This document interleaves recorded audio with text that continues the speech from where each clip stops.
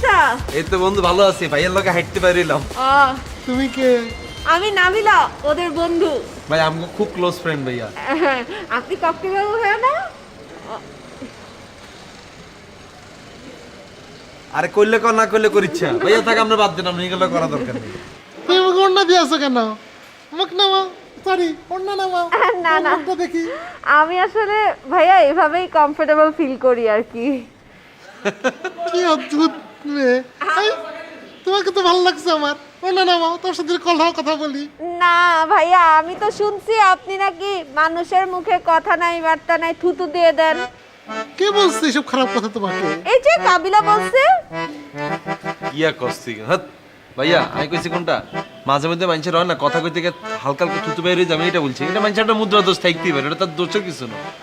না না না না না, ওইটা ও ভাইয়া, ওই ময়লা দিয়ে থুতু ফালান, এটা তো সবাই ফালায় ভাই, আমরাও হালাইছেন আমিও হালাইছি। না ভাইয়া, ও বলছে কি আপনি নাকি রাগ করে থুতু দিয়ে দেন, আপনার জন্য নাকি ওরা ঘুমাইতে পারে না, খাইতে পারে না, আপনি নাকি ওদের সব খাবার খেয়ে ফেলেন, আপনি নাক ডাকেন, আপনার নাকি বিয়ে হবে না, আপনার কোনো গার্লফ্রেন্ড হবে না জীবনে, এই কথা বলছে। ভাইয়া গোলা লাইছে।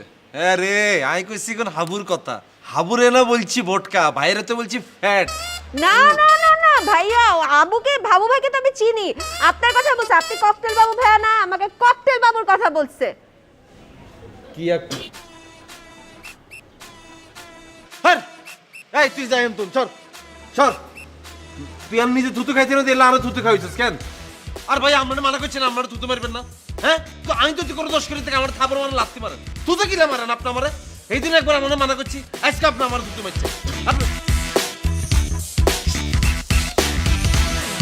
তোরা ভাইয়া তো আপনার ভালো লাগতেছে না কিন্তু ভাইয়া, আমরা যান চলো পারবো যান, আমরা তো বড় ভাই মুখে খারাপ করালাম না আমার। আসো হাঁটি।